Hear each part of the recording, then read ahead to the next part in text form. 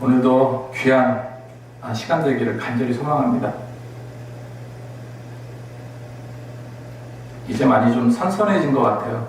선선해진 것 같고, 창문을 열면 이제 바람이 제법 찬 느낌이 듭니다. 이제 9월달이 됐으니까 이제 가을 느낌이 나겠죠. 또 이제 금방 또 이제 겨울이 될 것 같고, 그죠? 네. 세상은 이렇게 변해요. 이렇게 변하고, 하나님께서 덥게도 만드시고, 또 춥게도 만드시고, 적당한 온도를 주시기도 하고 그렇습니다.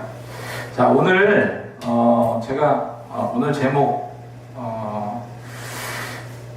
마음의 평안과 위로를 받고 사는 7가지 방법, 이렇게 했습니다. 마음의 평안과 위로를 받고, 특별히 이제 마음의 평안이 없고, 정말로 힘들고, 여기 제가 이제 적어놨는데, 분노, 좌절, 고통, 우울증, 공황장애, 극단적인 생각에서 벗어나는 어떤 영적 원리, 이렇게 굉장히 거창하게 제가 잡긴 했지만 사실은 딱 한 가지입니다. 근데 제가 이제 성경에서 나오는 마음의 평안과 위로를 받고 사는 방법 7가지를 한번 정리를 해봤어요. 왜냐하면 사람들이 누구나 그렇거든요. 사람들이 마음의 평안만 있으면, 마음의 평안함과 또 기쁨과 소망이 넘치면 방황하거나 또 이제 극단적인 생각을 갖거나 이러지는 않는데, 항상 문제가 마음의 문제죠. 불편하고 힘들고 어렵고 또 이제 여러 가지, 이 마음이 불편하면요 병이 됩니다. 특히 이제 사람들과의 관계 속에서 우울증이 생겨나기도 하고, 그런데 그거를 성경적으로 우리가 어떻게 이해하고 봐야 될까? 그리고 이 마음의 병, 그러니까 좀 이렇게 마음에 힘들고 외롭고 또 위로가 필요하고 이런 분들 많이 계시잖아요. 성경적으로 한번 터치를 한번 해보는 시간이 되었으면 좋겠습니다. 제가 오랫동안 전도사 사역을 했는데, 저는 22살 때인가 3살 때, 아주 젊었을 때부터 사역을 했습니다. 그렇게 사역을 했는데, 한 교회로 부임받아 갔는데 그 교회가 좀 문제가 있었던 교회입니다. 처음에 갔을 때는 그런 걸 별로 못 느꼈는데, 조금 지나다 보니까 한 100명 정도 되는 그런 교회였는데 문제가 좀 많이 심각해요. 갈등도 많고, 성도 간의 갈등도 많고, 또 여러 가지, 우리가 이제 별로 이렇게 싸울 일이 아니라고 생각이 되는 부분도 그렇게 다투기도 하고 이런 모습들을 많이 보게 되었습니다. 그러다가 이제 교회에서 엄청난 큰 일이 발생을 하게 됩니다. 그래서 결국은 그런 거로 인해서 성도들 간에 싸움이 있었고, 또 목사님은 사임을 하시고 그런 힘든 상황이 계속되었습니다. 그런데 그런 상황 가운데서 그때 이제 그 교회에 전도사는 저 혼자였거든요. 저 혼자였는데 어찌나 부담이 되고 어찌나 힘들고 그런지 그때 제게 뭐가 왔냐면 우울증이 온 것 같아요. 우울증하고 불면증이 좀 왔었습니다. 그래서 그 압박감과 스트레스는 말도 못해요. 지금은 이렇게 편하게 이야기하고 이제 이렇게 말씀드리지만, 그때 그 교회 여러 가지 이제 문제로 인해 가지고 제가 그때 이제 MDB 얼마 배우지 않은 그런 나이였는데, 그런 나이에 뭐 전혀 이렇게 많은 경험도 없고 그런 상태에서 정말로 큰 일을 겪다 보니까 이게 제 여태까지 해왔던 그런 경험으로는 도저히 이게 감당이 안 되는 거예요. 그러니까 어떻게 돼요? 마음의 부담감은 계속 들고, 그렇다고 이런 상황에서 내가 사임할 수도 없고 어떻게 할 수가 없다 보니까 이 마음의 병이 오더라고요. 이 마음의 병이 오는데 한 1년 가까이 정말로 불면증이라는 게 왔어요. 그때 처음으로 불면증은 이런 거구나. 그 전까지는 잠을 설친 적은 있어도 잠을 못 잔 적은 없었던 것 같아요. 근데 그때 며칠 동안 그냥 제대로 이렇게 잠을 못 자고 그런 상황이 왔었을 때, 와, 이게 얼마나 사람을 미치게 하는지 그때 처음 이제 알게 됐다는 거죠. 문제 해결이 되고, 다행히 이제 그 교회 이제 문제가 해결이 되고, 저는 또 이제 많은 분들의 또 성원에 힘입어서 은혜롭게 또 사임을 하고 나오게 되었는데, 그래서 이제 문제가 해결되다 보니까 조금씩이 그런 어떤 불면증도 사라지고 이 정신적으로 굉장히 건강해졌어요. 마음도 건강해지고. 특별히 이제 그 다음으로 갔던 교회가 굉장히 뜨거운 기도도 많이 하고 찬양도 많이 하고 늘 기도해야 된다 뭐 그랬던 교회인데 제가 이렇게 많이 습관이 안 됐었는데 거기서 많은 훈련을 받았습니다. 그래서 어찌 보면 이제 영적인 어떤 치유함을 그 교회에서 받게 됐는데 누구나 그렇게 이런 어떤 힘든 부분, 어려운 부분, 고통, 걱정, 근심 어떻게 세상을 살아갈까? 세상에 얼마나 많은 일들이 얼마나 많습니까? 그런 것을 다 하나하나 신경 쓰고 하다 보니까 우리는 태산 같은 걱정을 하고 산다는 거예요. 어떤 분들은 건강에 대한, 건강이 조금 이제 자신이 없고, 건강하지 못한 분들은 건강에 대한 걱정하며 살고, 또 자녀가 또 문제가 있고, 공부도 못하고, 늘상 뒷골목에서 애들하고 놀고, 이런 자녀 있으면 속 터지죠. 그럼 그 자녀 때문에 늘 힘들어요. 그리고 재정적인 어려움이 있는 가정들, 돈이 있어야지 뭘 어떻게 움직이고 할 텐데 우리는 그런 재정적인 어떤 힘듦이 있는 상황이 되다 보니까 그걸로 인해서 또 갈등하고 고민하고 늘상 가끔씩 이렇게 빠지지 않고 나오는 게 뭡니까? 가족 동반자살이라는 것. 그러니까 어머니가 자기 자녀 그 어린아이들을 같이 동반자살하고 정말 나쁜 놈들이죠.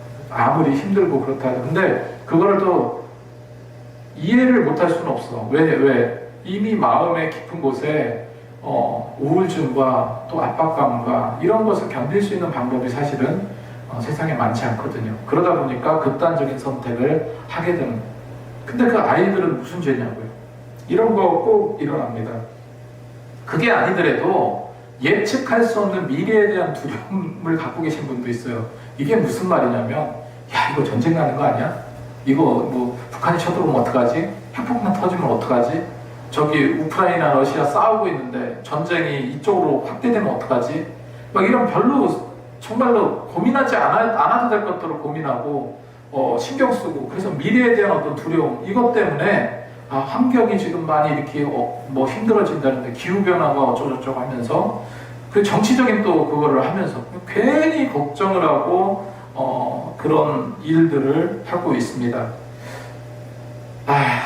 이 세상은 그래서 결론이 뭐냐? 세상은 이런 걱정과 두려움과 고통과 근심과 이런 것을 없앨 수 있는 방법이 없다는 거예요. 그대로 몸으로 맞아야 돼요. 그대로 몸으로 맞아야 돼요. 근데 성경은 놀랍죠? 말씀은 정말 놀라운 게 그래서 성경에 뭐라고 말합니까? 평안함을 준대요, 우리에게. 우리에게 평안함을 주는데 그 평안함이 뭐냐?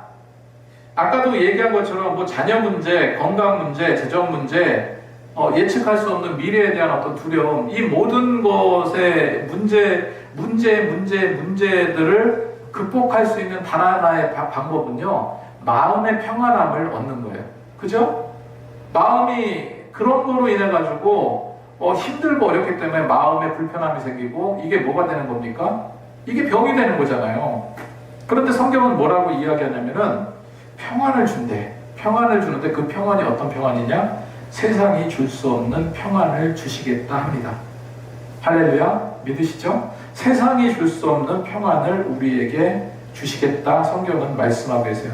그래서 7가지 방법을 제가 정리를 해봤는데 이제 평안과 위로를 누리는 방법. 평안하면 다 해결되는 거예요. 마음이 기쁘면 다 해결되는 겁니다. 그런데 그렇지 못해서가 문제인 거예요. 7가지를 다 준비를 했는데 이거 7가지 오늘 다 못할 것 같아요. 예, 제가 이제 할 수 있는 그 분량만 하도록 하겠습니다. 첫 번째로 뭐가 필요할까? 첫 번째로요.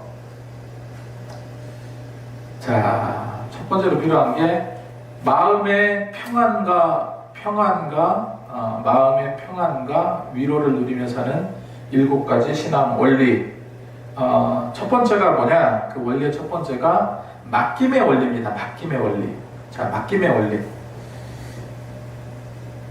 자, 맡김의 원리. 자, 성경에 뭐라고 말씀하고 계셔요? 모든 염려를 누구한테 맡겨라? 주님께 맡겨라. 주님께 맡기다. 자, 모든 염려, 걱정, 근심, 두려움 모든 것을 주님께 맡겨라. 그러니까 봐보세요. 내가 있고 주님이 계셔. 주님이 계신데 내가 뭐 A라는 일도 하고 B라는 일도 하고 C라는 일도 하고 D라는 일도 해요. 이렇게 일을 하다 보니까 A로 인해서 생겨난 근심, B로 인해서 생겨난 걱정, C로 인해 생겨난 공포, 두려움, D로 인해 생겨난 또 여러 가지 뭐 되지 않는 어떤 부적응의 상태, 뭐 여러 가지 어떤 심적인 상태들이 생겨요. 근심, 걱정 뭐 이런 것들을 내가 다 받아내는 거예요. 근데 첫 번째 맡김의 원리라고 그랬죠. 주님께 맡기는데 바로 이 맡김의 원리가 필요한데 내가 안고 있는 이 세상적인 근심, 걱정, 두려움, 모든 고민 이거를 어떻게 한다는 거예요? 그냥 주님께 집보따리를 이 후질구레한 이 더럽고 아주 고통스러운 정말로 이 갖고 다니고 싶지 않은 이 생각의 덩어리, 이 생각 덩어리를 다 주님께 던져버려라. 주님께 던져버려라. 그래서 그게 성경이 말하고 있는 맡김의 원리. 모든 염려를 누구에게 맡기라? 주님께 맡기라. 여러분 근데 이게 쉬울 것 같아요? 어려울 것 같아요? 여러분 진짜 어렵습니다. 이게 사람이 사실 내 머릿속에 있는 이 고통과 걱정과 두려움과 근심과 이런 것들을 벗어나기가 너무 힘들어요. 저도 당연히 겪죠. 저도 당연히 그러고 있고 아마 모든 분들이 다 느끼실 거예요. 여러분 생각에서 쉽게 벗어나기 어렵습니다. 그런 생각에서 벗어나는 것이 중요해요. 근데 이게 상당히 어려운데 뭐가 문제냐면요. 우리가 왜 평안을 누리지 못하는가? 왜 성경에서 이야기한 대로 세상이 줄 수 없는 평안을 너에게 주겠다고 성경은 얘기하는데 말씀하고 계신데 왜 그거를 우리는 얻지 못하는가? 무슨 문제겠습니까? 저는 주도권의 문제라고 생각을 해요. 무슨 문제라고요? 주도권의 문제. 무엇을 주도했는가에 따라서 그것이 그러니까 이게 그런 거예요. 뭐냐면은 자, 제가 주도권이라고 했습니다. 주도권. 이 주도권은 뭐예요? 주도할 수 있는 권한을 말해요. 예를 들어서 사장이요. 사장은 돈 관리해야 되죠. 또 그 다음에 직원 관리해야 되죠. 그 다음에 상품이나 제품들 어떻게 판매되는 거 온통 이 싸질머가 가고 있거든요. 그래서 사장인 거예요. 그래서 직원이 있다면 여러분 모든 거에 주도권은 누가 쥐고 있습니까? 사장이 쥐고 있죠. 사장이 돈 걱정도 하고 직원 걱정도 하고 또 여러 가지 제품 걱정, 신개발은 어떻게 할 건가 다 이 모든 것의 주도권을 사장이 쥐고 있어요. 직원은 어떻습니까? 그냥 시키는 것만 하면 되는 거예요. 그러면 정신적으로 누가 더 스트레스를 받을까요? 물론 뭐 직원이 직원 나름대로 또 사람과의 관계 속에서 살아가고 있기 때문에 그렇기 때문에 직원 역시도 여러 가지 스트레스 어려움이 있겠지만 근본적으로 사장은요 하루 퇴근해도 퇴근한 게 아니라고 하잖아요. 퇴근해도 퇴근한 주도권이 누구에게 있어요? 사장에게 있어. 그러면 그 주도권을 이제까지 내 삶의 주도권, 이제까지 내가 주인이라고 생각하고 내가 모든 것을 해야 된다고 생각하는 그 주도권을 이양하라는 거예요. 이양. 누구에게? 주님께. 이양해버리는 거예요. 자, 이거 주도권을 주님께 넘기는 거 정말로 어려워요. 쉽지 않습니다. 내 힘으로 해결하려고 발부둥 칠수록 우리는 더 깊은 수렁에 빠져요. 그렇게 빠져버리는데 하나님은 우리에게 그 무거운 짐을 내려놓고 그냥 네가 갖고 있는 그 모든 주도권을 이양하고 너는 내가 시키는 대로 해라. 내 주도권을 내가 잡고 너는 근심 걱정 다 버리고 어려운 거 다 내게 맡기라 하는데도 못하는 게 그렇게 하기까지의 연습과 훈련이 필요한데 그것을 제대로 하기가 쉽지가 않다는 거예요. 성경을 보니까 베드로전서 5장 7절 말씀에 너의 염려를 맡기리잖아요. 이건 뭐를 말하는 것 같습니까? 너의 모든 주도권을 주님께 넘겨라. 너의 모든 주도권을 주님께 넘겨라. 그러면 어떻게 한다고요? 너희를 돌봐주신대요. 이게 얼마나 대단한 약속입니까? 그러니까 염려, 근심, 걱정 이거 넘겨라. 주도권을 넘겨라. 그거 싸질머지고 왜 생각하고 고민하고 아파하고 울고 극단적인 생각하고 왜 그러냐. 주님께 맡기면 되는데.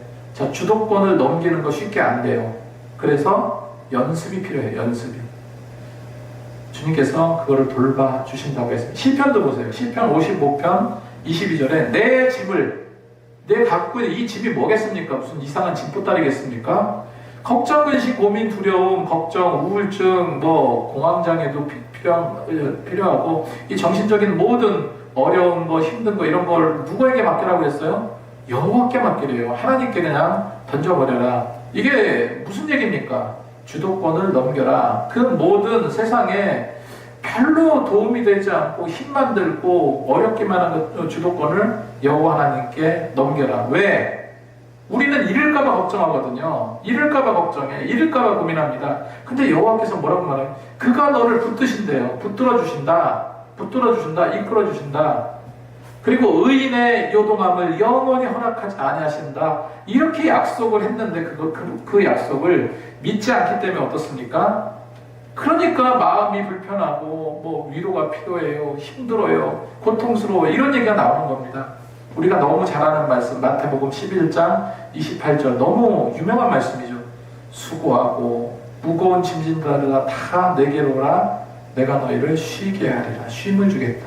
이 쉼이 뭐겠습니까? 마음속에 평안, 소망, 기쁨 이런 거를 주겠다. 짐보따리 나한테 다 던져버려라. 주님께서 그렇게 말씀하고 계십니다. 자, 성경에 보면은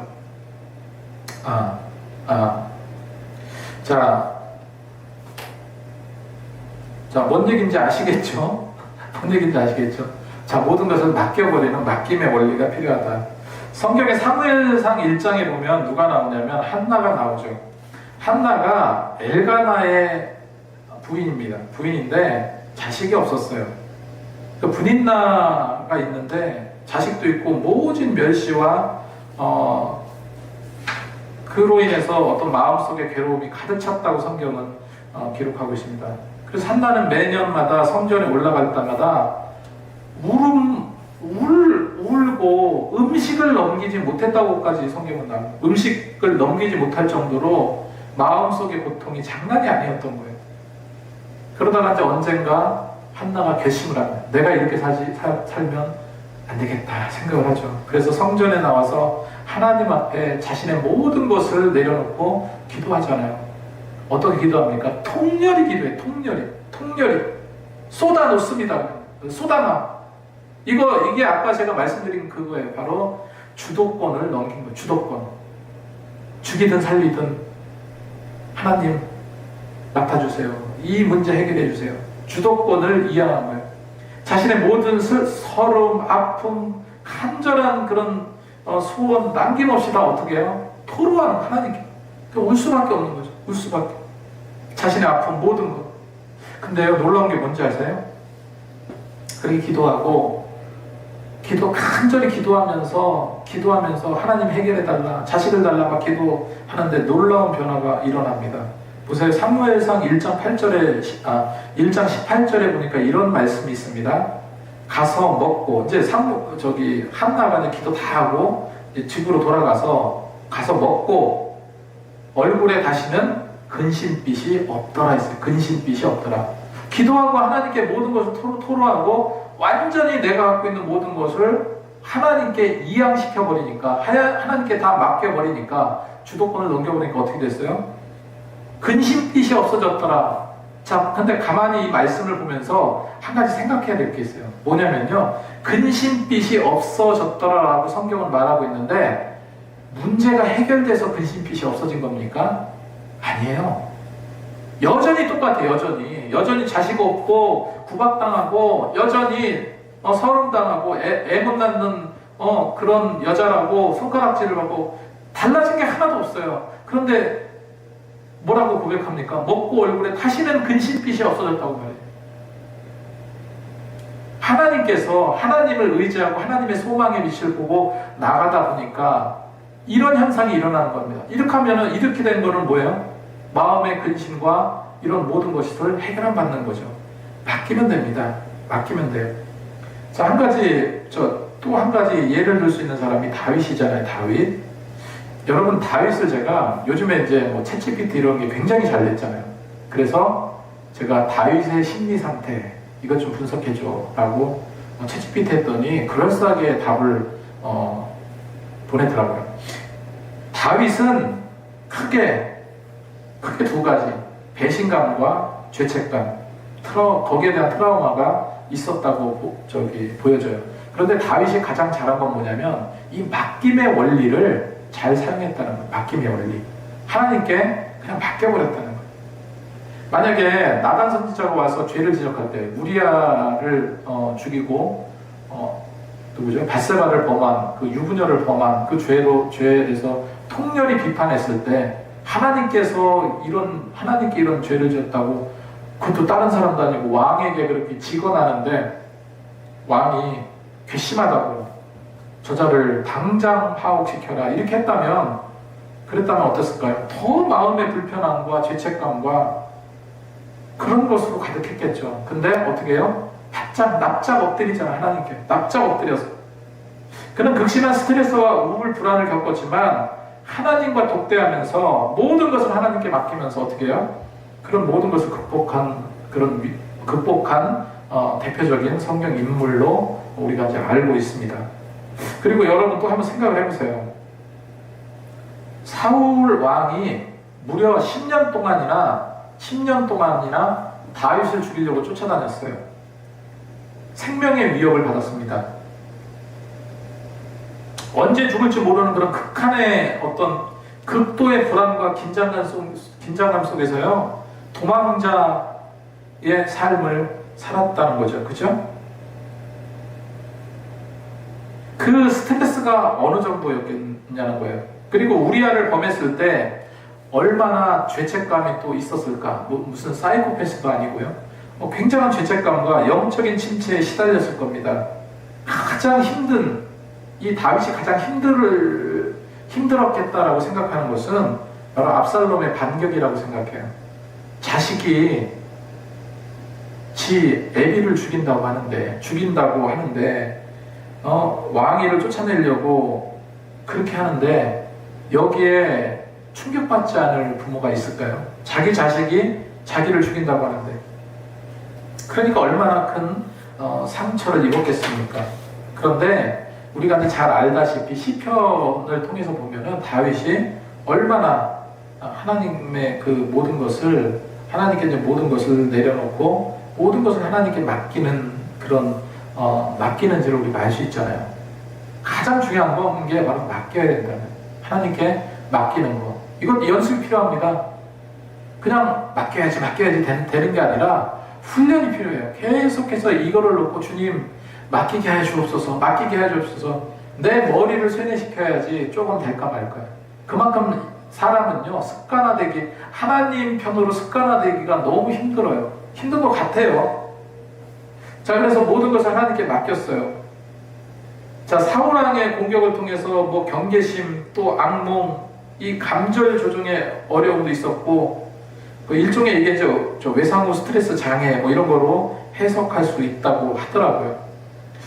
우리아를 향해서 범죄했을 때요, 그 아리따움에 반해가지고 남의 유부녀를 이렇게 범하고 그 남편이 알까봐 두려워서 최전방으로 가서 살인 교사까지 저지르잖아요. 그런 죄악을 그랬는데 그게 얼마나 나중에 회개하고 자책이 되든지 그 마음을 고스란히 표현한 게 성경에 있어요.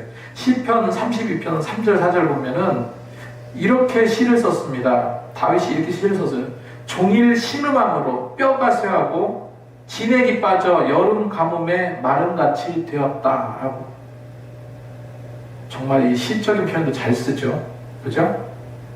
종일 신음함으로 뼈가 쇠하고 진액이 빠져 여름 가뭄에 마름 같았다 라고 이야기하고 있습니다. 이 죄책감과 수치심이 수치심으로 인해서 뭐 무슨 식욕부진도 왔을 거고 불면증도 왔을 거고 여러 가지 우울 증상 이런 것들이 왔을 겁니다. 그래서 굉장히 심적으로 힘든 그런 힘들었지만 다윗은 어떻습니까? 하나님께 모든 것을 아뢰고 그렇게 했다는 거예요. 자, 두 번째로 하나님의 주권을 온전히 신뢰하는 신뢰의 원리가 있습니다. 무슨 원리요? 신뢰의 원리. 개그맨 이성미 아시죠? 이성미가 이성미 하면은 뭐 코미디언이죠. 코미디언인데 가수 김학래하고 관계 속에서 이제 자녀를 낳은 걸로 알고 있어요. 그러니까 80년대 후반부터 굉장히 인기가 많았던 그런 코미디언이었습니다. 그러니까 최고의 인기를 누렸던 시절에 이성미가 뭐가 됐냐면요, 미혼모가 됐어요. 미혼모가 되었어요. 그 당시 80년대만 하더라도 얼마나 보수적입니까? 굉장히 보수적인 그런 사회 분위기 속에서 대중들이 어때요? 굉장히 혹독한 시선과 비난, 뭐 이런 것을 한 몸에 받아야 했어요.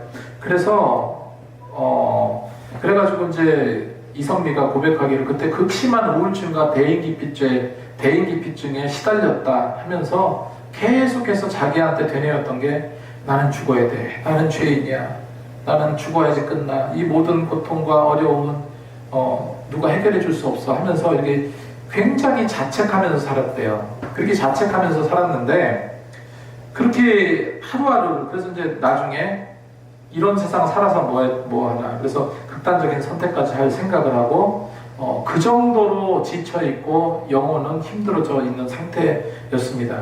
그런데 그렇게 힘든 시절을 보내는 과정 속에서 한 지인의 전도로 교회를 나가게 되었어요. 교회를 나가게 되어서 믿음을 갖게 됩니다. 그래서 이제 하나님 말씀을 듣고 또 여러 가지 이제 자기 어떤 상황, 힘든 상황들 이런 것을 하면서 하나님에 대해서 하나님이 어떤 분인지를 이제 알았대요. 그 하나님은 어떤 분이냐? 그냥 부족하던 잘나던 못나던 하나님은 있는 모습 그대로 사랑한다는 사실을 깨달았대요. 그래서 통곡하고 회개했다고 합니다. 그래서 그렇게 그 이성미가 신앙생활을 하면서 정말로 하나님 때문에 나와 자식을 살려주신 거다. 나와 자식을 살려주신 거다. 지금도 막 그냥 굉장히 웃기잖아요. 웃음과 희망을 주고 있습니다. 자, 두 번째 원리가 뭐라고요? 신뢰의 원리가 필요합니다. 평화는요, 상황이나 환경에서 좌우되는 것이 아니라 그 모든 것을 다스리는 하나님의 선하심. 잠깐 또 지우고요. 하나님의 선하심과 능력, 하나님의 능력, 권능, 하나님의 선하심과 능력과 권능, 그러니까 하나님의 선하심, 능력, 권능, 신뢰, 이런 것에 대한 믿음에서 마음의 평안과 소망과 미래에 대한 비전을 얻을 수 있다는 거예요. 성경에 보면 모든 것이 합력하여 선을 이룬다. 자, 로마서 8장 28절 말씀을 보니까 우리가 알거니와 하나님을 사랑하는 자는 그 뜻대로 부르심을 입은 자들에게는 모든 것이 합력해서 선을 이룬다 라고 성경은 이렇게 기록하고 있습니다. 합력해서 선을 이룬다. 자, 잠언 3장 5절 6절 말씀에 너희는 마음을 다하여 여호와를 어떻게 하라고요? 신뢰하라. 자, 신뢰의 원리예요. 신뢰의 원리. 자, 첫 번째 뭐라고 그랬었죠 아까? 맡김의 원리. 처음에 맡겨요.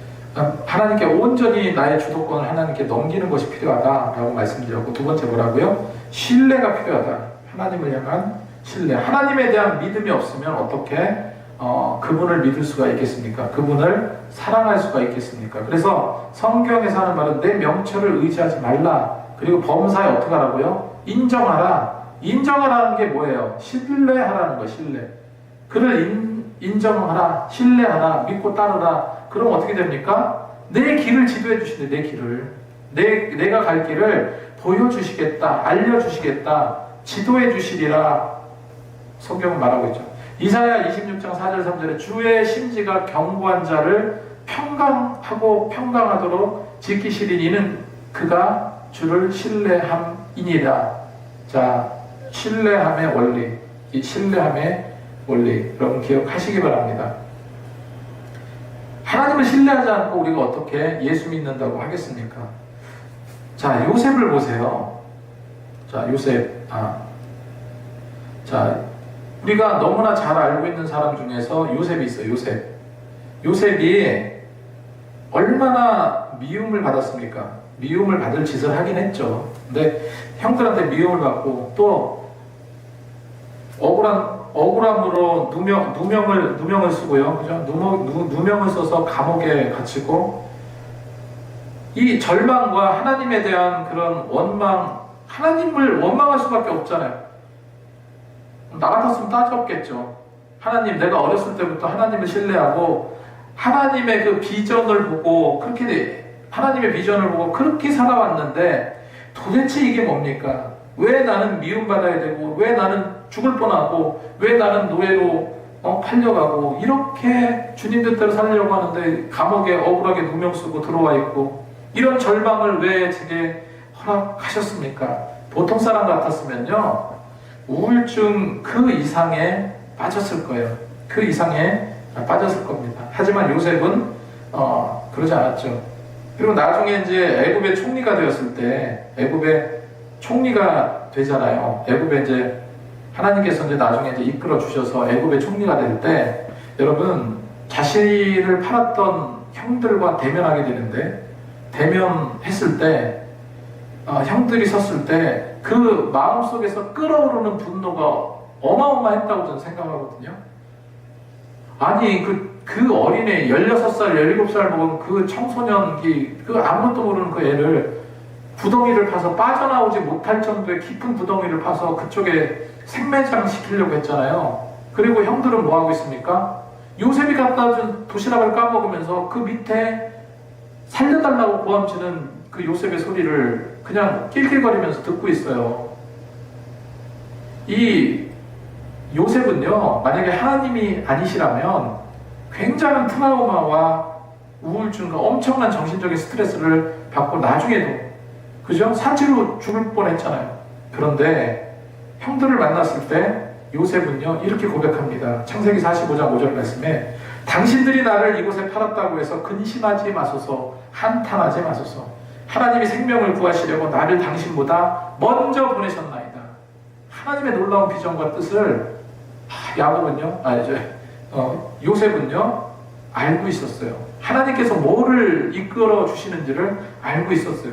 그러니까 하나님의 이런 맡김의 자세가 필요하다. 맡기고 신뢰하고 믿는 것이 필요한 거예요. 우리가 살아가다 보면은 정말로 여러 가지 일적인 것이 됐던, 교회 사역적인 게 됐던, 뭐가 됐던 번아웃 되는 경우 많아요. 일로 인해서 힘들고. 그래서 제가 이런 이제 이 마음의 위로와 또 평안과 위로를 하는 이제 성경의 7가지 원리를 정리를 하면서, 그래서 이제 많은 힘들었는데 믿음으로 승리한 사람들을 찾다 보니까 당연히 엘리야가 있습니다. 여러분, 엘리야는요 우리가 얼마나 대단한지 아시잖아요. 너무너무 대단한 선지자예요. 하늘에서 불이 떨어지게 해서 그 송아지를 태워버리고요. 그죠? 바알과 아세라 850명을 죄다 그냥 죽여버리는 그 용맹스러운 제자, 용맹스러운 선지자였어요. 대단한 그런 선지자였습니다. 그러면 평생 그렇게 갈 것 같잖아요. 평생 진짜 정말 용맹스럽게 그냥 끝까지 갈 거다라고 생각하잖아요. 그런데 엘리야는 번아웃이 왔어요. 너무나도 고통스러운 힘든 일, 특별히 그렇게 극명하게 많은 그런 용맹스러운 그런 하나님이 살아계셨다는 걸 보여주었던 그런 선지자였음에도 그럼에도 번아웃이 왔어요. 우울증이 왔습니다. 이세벨이 엘리야를 죽여버리겠다고 결심하고 갈멜산의 승리 이후로 어떻게 해서든지 그를 죽이겠다고 협박하고 군사들을 풀어요. 그래서 어떻게 합니까? 엘리야는 깊은 산으로 도망해버려요. 그래서 우리가 잘 아는 것처럼 로뎀나무 아래서 하나님께 주여 넉넉하오니 지금 내 생명을 거두소서, 나를 죽여주소서, 이 말을 하면서 죽기를 고했다. 여러분, 이게 얼마나 하나님을 의지하는 사람이니까 자살은 못하겠어. 하지만 자살할 만큼의 더 힘들고 어렵고 고통스러운 그 상황이었어요. 그런 상황이다 보니까 어떻게 하는 거예요? 하나님, 나를 제발 죽여주소서, 죽여주소서, 내 생명을 거둬주소서, 이렇게 간구할 정도로 깊은 절망과 무기력감에 빠져 있었다는 거예요. 그렇게 하나님께 하소연하고 원망을 했을 때 하나님께서 어떻게 하십니까? 위로하세요. 위로. 여러분, 이런 위로함을 이 시대에 내가 살고 있는 모든 공간 안에서 같이 누렸으면 좋겠어요. 하나님의 그 위로하심을 같이 누리고 느꼈으면 좋겠습니다. 엘리야는 지쳐 쓰러진 엘리야를 하나님은 책망하지 않으셨어요. 책망하지 않고 천사를 보내서 어루만져 주시고 떡과 물을 주셔서 일단은 육체적인 회복을 시켜주셨다. 여러분, 이런 일상의 위로를 받는 것도 연습이 필요합니다. 노력해야 돼요. 그리고 이후에 호렙산 동굴에서 크고 강한 바람이나 지진, 불 가운데서 무엇을 들었다고 성경은 기록하고 있어요? 세미한 하나님의 소리, 세미한 소리를 가운데에서 엘리야를 만나 주셨다라고 성경은 기록하고 있습니다. 이거는 분명한 것 같아요. 하나님께서 우리를 위로하시고 치료해 주시는 치료제를, 대단한 치료제를 우리에게 주셨어요. 그 치료제는 뭐냐? 저는 사람이라고 생각합니다. 사람이 치료제예요. 사람이 치료제. 이야기도 나눌 수 있고, 어렵고 힘들 때, 고통스러울 때 좀 의미 있고 깊이 있는 이야기를 나누면 어떻습니까? 힘이 나잖아요. 하나님께서 달리 그 사람을 보내주신 게 아니라 늘 쓰러지고 지치고 자빠지고 하는 너의 심리 상태를 알기 때문에 우리 주변에 사람들을 붙여주신 거예요. 그 사람들하고 소통하고 그 사람들을 통해서 위로받기도 하고 그렇게 하라. 그런데 중요한 건 그거예요. 사람이 주는 위로에는 한계가 있고 사람이 주는 평안에는 한계가 있다.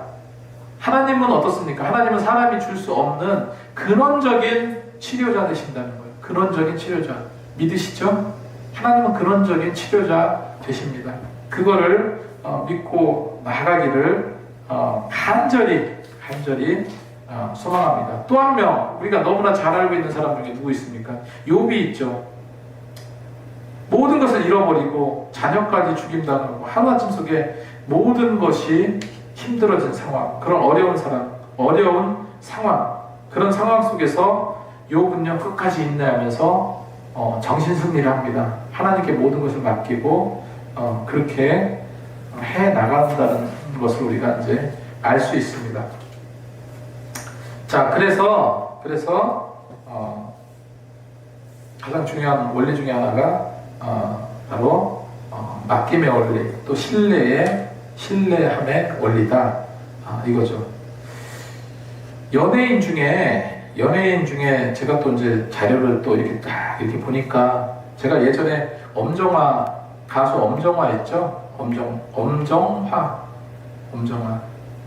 제가 학창 시절에 참 인기 많았던 그런 배우 겸 가수인데,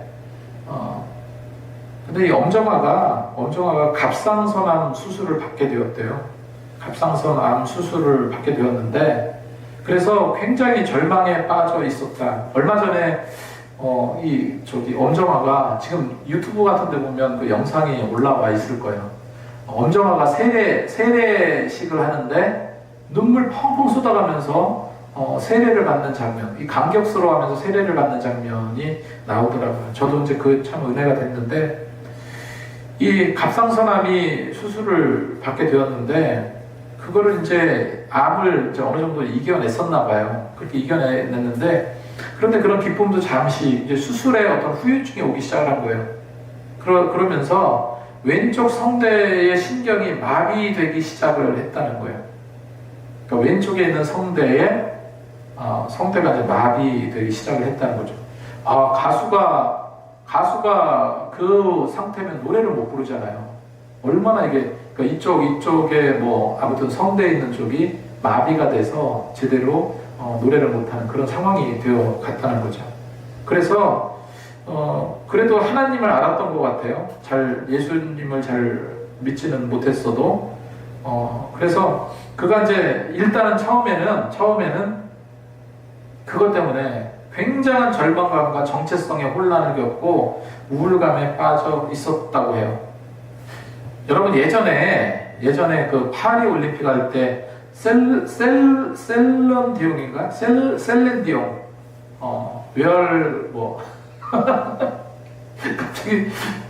갑자기 내가 노래 제목이 제대로 생각이 안 나는데 그 있잖아요. 타이타닉 노래도 부르고 이제 그랬는데 유명한 디바죠.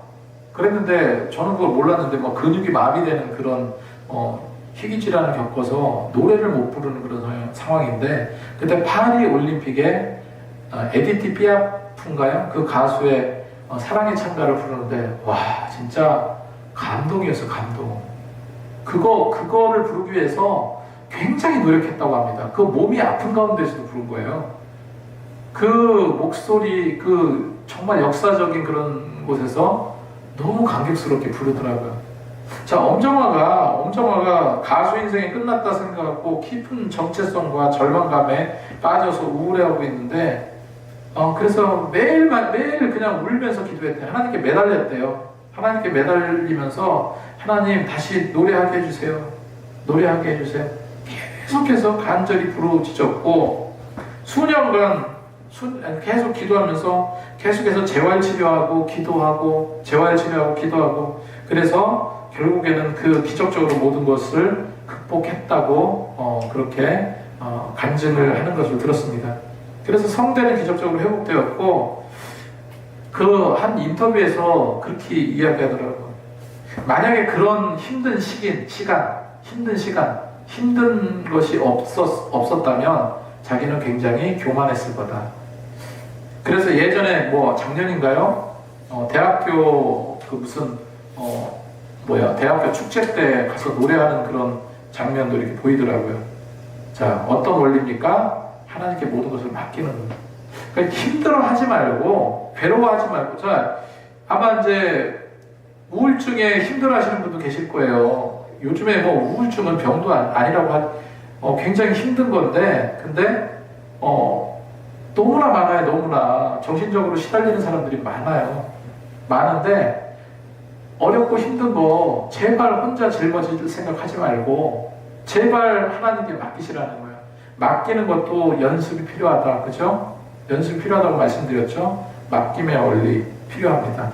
자, 세 번째가 뭐냐면 감사의 원리입니다. 감사의 원리. 감사라는 것은 불평과 원망의 자리에서 싹 이렇게 피어나는 평안의 꽃이다. 잘 졌죠? 불평과 원망에서 쫙 피어나는 평안의 꽃이다. 감사가 그렇다. 그리고 마음의 평안을 얻을 수 있는, 그러니까 내가 예를 들어서 분노, 자, 안 좋은 거 다 한번 적어볼게요. 분노, 슬픔, 고통, 또 뭐가 있을까요? 감정 상태, 좋지 않은 감정 상태, 분노, 슬픔, 고통, 그 다음에 뭐 억울함, 뭐 어떤 뭐 여러 가지 이런 좋지 않은 감정. 그러니까 결론은 뭐 이거 다 좋지 않은 감정이잖아요. 좋지 않은 감정들. 이런 감정들이 나를, 내 마음을 자극한단 말이에요. 내 마음에 들어와서 어떻게 해요? 작용을 한단 말이에요. 작용을 하는데, 그런데 내가 감사한 일이 별로 없다고 치자고요. 근데 그 감사할 할 일이 별로 없는 가운데서 감사를 했어. 감사를 했으면은 내 이런 분노, 슬픔, 고통, 억울함, 뭐 이런 좋지 않은 감정들이 조금씩 떨어져 나간다는 거죠. 떨어져 나간다. 감사는 감정 변화를 좋은 쪽으로 이끄는 그런 도구다. 이건 제가 하는 게 아니라 심리학자들이 하는 얘기입니다. 심리학자들이 하는 얘기가 감사의 삶을 사는 사람은 분노나 슬픔이나 고통이나 억울함이 그렇게 많이 작용하지 않는다. 뭐 사람이니까 누구나 다 이런 분노나 억울함 뭐 이런 것들은 다 그런 감정적인 것은 다 있지만 감사가 생활화된 사람은 이런 것들이 그렇게 작용하지 않는다는 거예요. 그래서 보면 어때요? 사람이 늘 웃고 그죠? 감사의 삶을 사는데 얼굴 찡그러들게 사는 사람 저 못 본 것 같아요. 그래서 감사를 하는 마음을 갖고 나가는 것이 굉장히 중요하다는 것을요 기억해야 될 거라고 저는 생각을 합니다. 성경 말씀을 보니까 빌립보서 4장 6절 7절에 아무것도 뭐하지 마라, 염려하지 마라. 지금 염려하고 계신 저와 여러분, 저도 많은 염려, 많은 고통, 그게 저도 안 되는데 잘 안 되는데 그만큼 하나님께 맡긴다는 게 맡기면 좋다는 건 아는데 근데 잘 맡겨지지가 않아. 자, 염려하지 마시기 바랍니다. 아무것도 염려하지 말고 모든 일에 뭐를 하라고요? 기도하고 간구하고 구할 것을 감사함으로, 감사의 원리, 감사함으로 하나님께 아뢰시기 바랍니다. 감사함으로 아뢰었더니 어떻게 돼요? 모든 지각에 뛰어난 하나님의 평강이 그리스도 예수 안에서 너희 마음도 지키고 생각도 지켜주시리라. 이 약속을 믿으시냐는 거예요. 이 약속을 믿으신다면 그러면 이대로 나가면 되죠. 첫 번째 뭡니까? 염려하지 말고 감사함으로 나가라. 모든 일을 맡겨버리고. 그죠? 그럼 아까부터 했던 얘기 다 똑같잖아요. 염려 맡기고 기도하고 간구하고 감사함으로 나가라. 그러면 내 마음과 생각을 지키시리라. 자, 범사에 뭐 하라고 그랬습니까? 데살로니가전서 5장 18절에 범사에 감사하라. 그 감사가 뭐예요? 너희를 향한 하나님의 뜻이래요. 하나님의 뜻. 감사 생활을 하나, 이게 하나님의 뜻이다. 이렇게 말씀하고 계신 거예요. 우리가 대표적으로 성경에 감사의 삶을 살았던 성경 인물 떠오르는 사람이 누가 있습니까? 여기 들어오는 사람이 많으면 제가 한번 적어보세요. 그렇게 할 텐데 들어오는 사람은 별로 없고 이제 앞으로 많아질 거라고 좀 믿지만, 자, 바울과 신라를 한번 생각해 보자고요. 바울과 신라가 빌립보 감옥에 잡혔습니다. 점치는 여종을 고쳐줬더니 그 주인이 고소를 해버렸어요.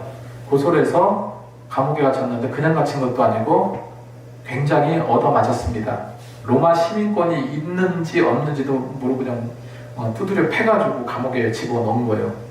자, 그렇게 얻어맞고 억울하게 또 좋은 일 했다가 또 감옥에 갇히고 얼마나 억울하고 비참할까. 많은 사람들 같으면 속이 터졌을 텐데 바울과 신라는 어떡합니까? 감옥에서 찬송을 해요. 근데 찬송이 어떨 때 나옵니까? 감사할 때 나오는 거예요. 여러분, 너무나 분노가 가득 차 있는데 찬양이 나오겠습니까? 분노가 가득한데 찬양이 나온다는 것은 이건 잘못된 거예요. 이 바울과 신라는 너무나 그런 지금과 같은 그런 상황에도 너무나도 기뻤던 거죠. 기뻐서 찬송을 했어요. 하나님께 찬송했어요. 그랬더니 놀라운 일이 벌어집니다. 갑자기 큰 지진이 나고 옹문이 열리고 모든 사람의 매인 것이 다 벗겨졌다. 그래서 하나님께서 그런 기적 같은 일을 엮어 주셨습니다. 제가 주일날 설교 때도 말씀드렸는데 찬송가 부르기 운동본부에서 찬송가 유튜브에서 그런 게 있었는데 그냥 가서 모여서 이제 찬송만 부르는 그 단체인데 그냥 찬송을 부르고 싶어서 시작을 했대요. 그 다리 밑에서 찬송을 부르고 싶어서 그렇게 이제 찬송을 부르기 시작해서 그 소문을 듣고 사람들이 와서 지금 한 400명 이상 찬양을 한다잖아요. 제가 이걸 보고 너무나 큰 은혜를 받았는데 왜 그런 찬송을 할까? 감사죠, 감사했기 때문에. 자, 네 번째 어떤 원리일까요? 네 번째 원리, 그리스도 안에 거하라. 그리스도 안에 거하라. 연합의 원리입니다. 연합의 원리. 자, 성경에는 이 포도나무가 있죠? 포도나무가 주렁주렁 열려요. 그냥 포도나무라고 생각하세요. 포도나무가 있는데 거기에 줄기에 열매를 맺고 생명을 유지합니다. 우리는 주님이라는 원줄기 안에 붙어 있어야 돼요. 그렇게 해서 열매를 맺혀야 됩니다. 이거는 뭐를 말합니까? 예수님과 깊은 사귐과 깊은 연합 속에 있을 때만 가능한 거예요. 그래서 주님을 떠난 상황에서는 어떻게 해요? 어떠한 평안도 있을 수가 없다. 그러니까 주님 안에서 누리는 평안, 이것이 가장 중요하다 하는 거죠. 자, 말씀을 한번 보겠습니다. 말씀에 자, 요한복음 잠깐만요. 자, 요한복음 14장 27절 말씀에 평안을 너희에게 끼치노니 나의 평안을 너희에게 준다. 나의 평안을 너희에게 주노라. 근데 그 평안은 아까 제가 이제 사람은 치료제다라고 말했는데 한계가 있다라고 말씀드렸죠. 그러니까 나의 평안을 너희에게 주는데 그것은 세상이 주는 것과 같지 않아. 세상이 주는 것과 같지 아니하다. 그러니까 너는 지금 마음에 근심도 하지 말고 걱정도 말고 두려워하지 말라 하는 겁니다. 지금 뭐 어쨌건지 이 영상 보시는 분들 중에 진짜 스트레스 쌓이고 힘들고 어렵다, 맡겨버리시기 바랍니다. 그 맡기는 거 노력해야 돼요. 연습해야 됩니다. 그럼 하나님께서 그런 것을 채워주시고 이끌어 주신다. 그렇게 생각하시기 바랍니다. 그렇게 해주십니다. 요한복음 15장 4절 5절 내 안에 거하라 나도 너희 안에 거하리라. 가지가 포도에 붙어있지 아니하면 스스로 열매를 맺을 수 없는 것 같이 너희도 내 안에 있지 아니면 그러하리라. 내 안에 있지 아니하면 그러하리라. 그래서 나를 떠나서 너희가 어떻다고요? 아무것도 할 수가 없다라고 성경은 말씀하고 있습니다. 자, 어떤 원리입니까? 연합의 원리. 자, 골로새서 3장 15절 말씀. 그리스도의 평강이 너희 마음을 주장하게 하라. 너희는 평강을 위해서 한 몸으로 부르심을 받았나니 너희는 또한 감사하는 자가 되라. 라고 성경은 말씀하고 있습니다. 자,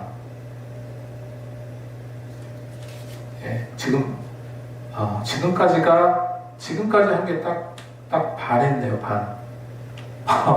제가 준비한 거에 딱 반 했습니다. 근데 시간을 조금만, 요거 하나만 더 하고 마칠게요. 요거 5번째 원리는 다음 주에 이어서 하겠습니다.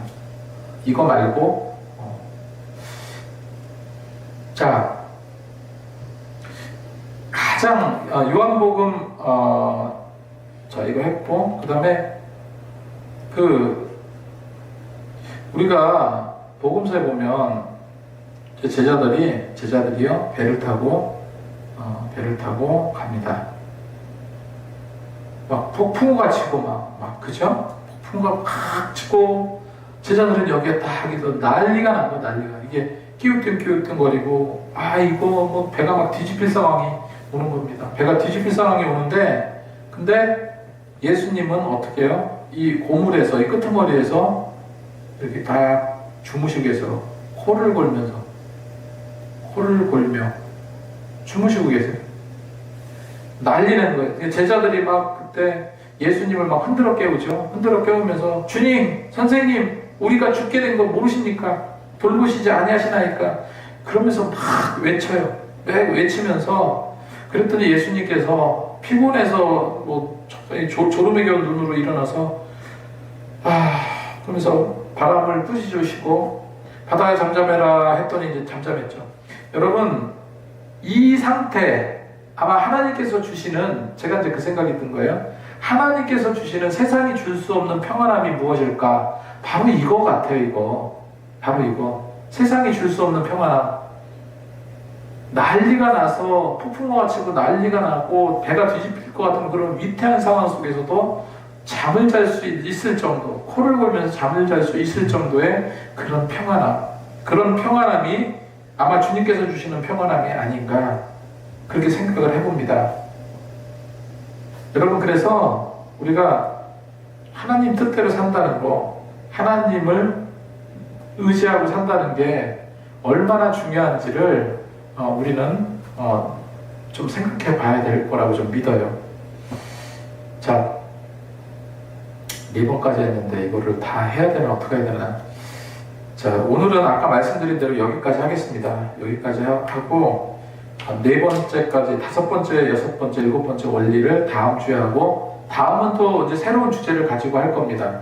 요거를 조금 요약해서 한 몇십 분 정도 해가지고 마무리를 짓고 그렇게 하고 또 다른 주제 갖고 하겠습니다. 그래서 오늘 이제 이 마음의 평안과 위로 이것이 필요한데, 그런 여러 가지 몇 가지 원리를 말씀을 드렸습니다. 자, 오늘 여기까지 하고요. 예. 자, 화요 라이브 매주 화요일 날 8시에 시작을 합니다. 좀 더 저희가 좀 적극적으로 좀 알려가지고 더 많은 사람이 올 수 있도록 그렇게 좀 함께 노력했으면 좋겠습니다. 제가 기도하고 마치겠습니다.